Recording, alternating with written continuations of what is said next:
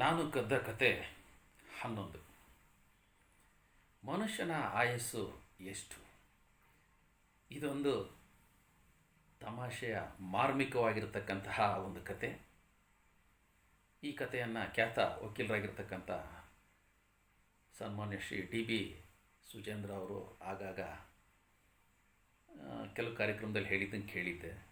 ಭಾಳ ಸಂತೋಷ ನೀಡಿರ್ತಕ್ಕಂಥ ಒಂದು ಕತೆ, ಭಾಳ ಮಾರ್ಮಿಕವಾಗಿದೆ. ನಿಮಗೆ ಇಡಿಸ್ಬೋದು ಅಂತ ಹೇಳ್ತಾ ಇದ್ದೀನಿ. ನೋಡಿ, ಮನುಷ್ಯನ ನಿಜವಾದ ಆಯಸ್ಸು ಎಷ್ಟು? ನಾವು ಆ್ಯಕ್ಚುಲಿ ಏನು ಹೇಳ್ತೀವಿ, 100 ವರ್ಷ, 100ಕ್ಕಿಂತಲೂ ಹೆಚ್ಚು, ಅದು ಇದು ಎಲ್ಲ ಹೇಳ್ತೀವಿ. ನೋಡಿ, ಈಗ ಈ ಕತೆ ಕೇಳ್ತಾ ಹೋಗಿ. ಒಮ್ಮೆ ದೇವರು ಏನು ಮಾಡಿದಂತೆ ಅಂತಂದರೆ, ಎಲ್ಲ ಪ್ರಾಣಿಗಳನ್ನು, ಎಲ್ಲ ಜೀವಿಗಳನ್ನು ಕೂಡಿಸ್ಕೊಂಡ್ಬಿಟ್ಟು ಸುತ್ತಲೂ ಆ ಓಲಗದಲ್ಲಿ ಆಯಸ್ಸನ್ನು ಹಂಚ್ತಾ ಇದ್ದಂತೆ. ನಿನಗಿಷ್ಟು, ನಿನಗಿಷ್ಟು, ನಿನಗಿಷ್ಟು ಅಂತ. ಕೊನೆಗೆ ಆತ ಬೇರೆ ಯಾವುದೋ ಒಂದು ಕಾರ್ಯನಿಮಿತ್ತವಾಗಿ ಅರ್ಜೆಂಟ್ ಹೋಗಬೇಕಾದಂಥ ಒಂದು ಕೆಲಸಕ್ಕೆ ಹೊರಡಬೇಕಾಗುತ್ತೆ. ಆವಾಗ 4 ಪ್ರಾಣಿಗಳು ಉಳಿದುಬಿಟ್ಟಿರ್ತವೆ. 160 ವರ್ಷ ಆ ದೇವರ ಹತ್ರ ಹುಡ್ಕೊಂಬಿಟ್ಟಿರುತ್ತೆ. ಆವಾಗ ಆ 4 ಪ್ರಾಣಿಗಳು ಉಳಿದಿದ್ದಾವೆ ಯಾವುವು ಅಂತಂತಂದರೆ, ಮನುಷ್ಯ, ಕತ್ತೆ, ನಾಯಿ ಮತ್ತು ಗೂಬೆ. ನೀವು 160 ವರ್ಷ ಈಕ್ವಲಾಗಿ ಹಂಚ್ಕೊಳ್ರಿ ಅಂತ ಹೇಳ್ಬಿಟ್ಟು ಹೋಗ್ಬಿಡ್ತಾನೆ.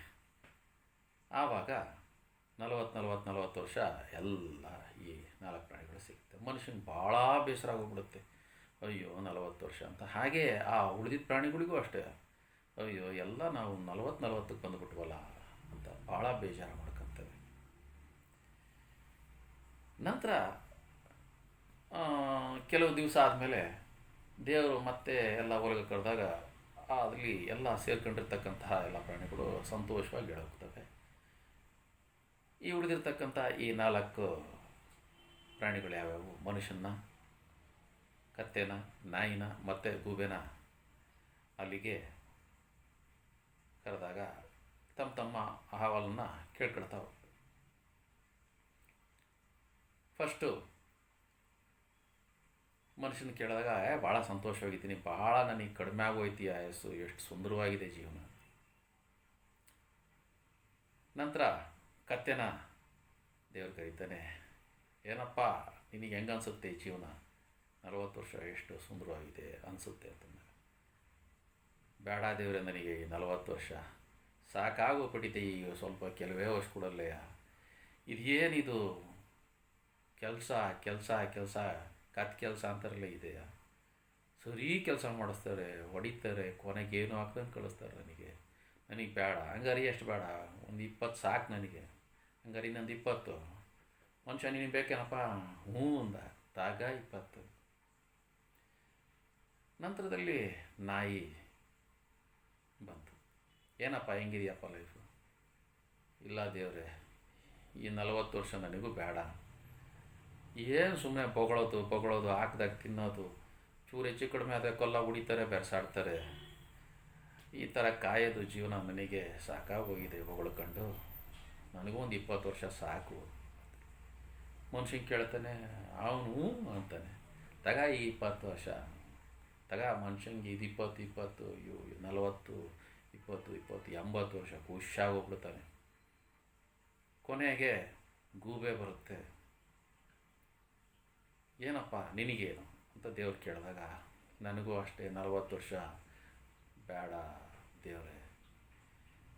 ರಾತ್ರೆಲ್ಲ ಇದ್ದಿರೋದು, ಬೆಳಿಗ್ಗೆಲ್ಲ ಮಲಗಿರೋದು, ಇದು ಒಂದು ಜೀವನನ ನಂದು.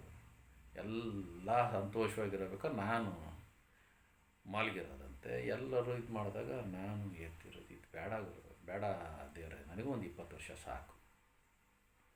ಆವಾಗ ಮನುಷ್ಯನ ಕೇಳಿದರೆ, ಅವನು ರೆಡಿ ತಗ. ಅವತ್ತು 20 ವರ್ಷನೂ ಗೂಬೆದುವೆ ಮನುಷ್ಯಂಗೆ ಸಿಕ್ಬಿಡುತ್ತೆ. ಮನುಷ್ಯಂಗೆ 100 ವರ್ಷ ಖುಷಿಯಾಗೋಗ್ಬಿಡ್ತಾನೆ. ಏನಪ್ಪ ಸಂತೋಷನಾ ಅಂತಂತ ದೇವರು ಮನುಷ್ಯಂಗೆ ಕೇಳಿದರೆ, ಭಾಳ ಸಂತೋಷ, ತುಂಬ ಸಂತೋಷ ಆಯಿತು. ನೀವು ಎಲ್ಲ ಸಂತೋಷ ಏನಪ್ಪ? ಸಾಕು ದೇವ್ರೆ. ಎಲ್ಲ ಖುಷಿಯಾಗಿ ಹೋಗ್ಬಿಡ್ತಾರೆ. ದೇವರು ಅವತ್ತಿನ ಸಭೆ ಮುಗಿಸ್ಕೊಂಡು ನೋಡ್ತಾನೆ. ಆಮೇಲೆ ಮನುಷ್ಯನ ನಿಜವಾದ ರೂಪ ಬರ್ತಾ ಹೋಗುತ್ತೆ. ಮನುಷ್ಯನ 100 ವರ್ಷ ಅಲ್ವಾ ಅಂದರೆ 100 ವರ್ಷಕ್ಕಿಂತ ಸ್ವಲ್ಪ ಜಾಸ್ತಿ ಸ್ವಲ್ಪ ಕಡಿಮೆ ಅದು ಬೇರೆ ಪ್ರಶ್ನೆ.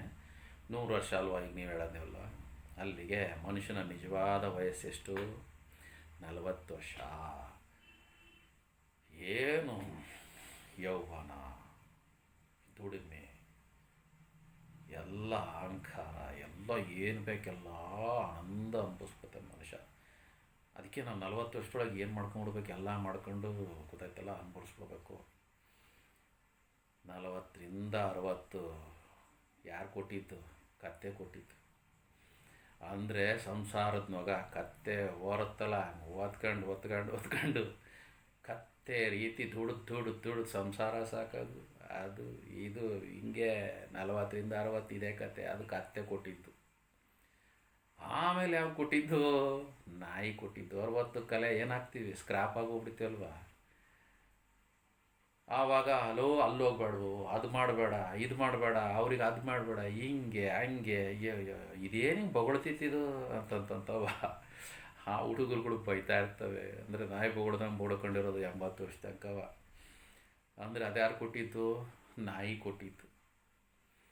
ಇನ್ನು ಕೊನೆಗೆ 20, 80, ಅಲ್ಲಿಂದ 20, 100ಕ್ಕೆ ಯಾವುದು? ಗೂಬೆ ಜನ್ಮ. ಬೆಳಿಗ್ಗೆ ಹೊತ್ತೆಲ್ಲ ನಿದ್ರೆ ಮಾಡೋದು, ರಾತ್ರಿ ಹೊಲ್ತೆಲ್ಲ ಮನೆ ಎದ್ದು ಅಡ್ಡಾಡೋದು. ಎಲ್ಲ ಏನಂತ ಇದು ಏನೇ ಗೂಬೆ ಅಡ್ಡಾಡ್ದಂಗೆ ಅಡ್ಡಾಡತ್ತಿಗೋ ಇದು ರಾತ್ರಿ ಎಲ್ಲವ. ಹಿಂಗೆ ಗೂಬೆ ಕೊಟ್ಟಿದ್ದು ಜೀವನ.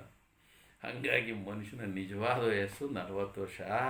ಇನ್ನು ಉಳಿದಿದ್ದೆಲ್ಲ ಕತ್ತೆದು, ನಾಯಿದು, ಗೂಬೆದು ಅಂತಂತ. ಇದೊಂದು ಮಾರ್ಮಿಕವಾಗಿರ್ತಕ್ಕಂಥ ಕತೆ. ಯೋಚನೆ ಮಾಡಿ, ನಿಮಗೆ ಏನು ಅನಿಸುತ್ತೋ ಗೊತ್ತಿಲ್ಲ. ನನಗಂತೂ ಆಗೋದು ಭಾಳ ಖುಷಿ ಕೊಟ್ಟಂಥ ಒಂದು ಕತೆ. ನಿಮಗೆ ಇಷ್ಟ ಆಗಿದ್ದರೆ ನನ್ನ ಈ ಒಂದು ಚಾನಲಿಗೆ ಚಂದಾದಾರರಾಗಲಿ, ಇನ್ನೂ ಸ್ವಲ್ಪ ಜನಕ್ಕೆ ಹೇಳ್ರಿ, ಇಡಿಸಿದರೆ. ಧನ್ಯವಾದಗಳು.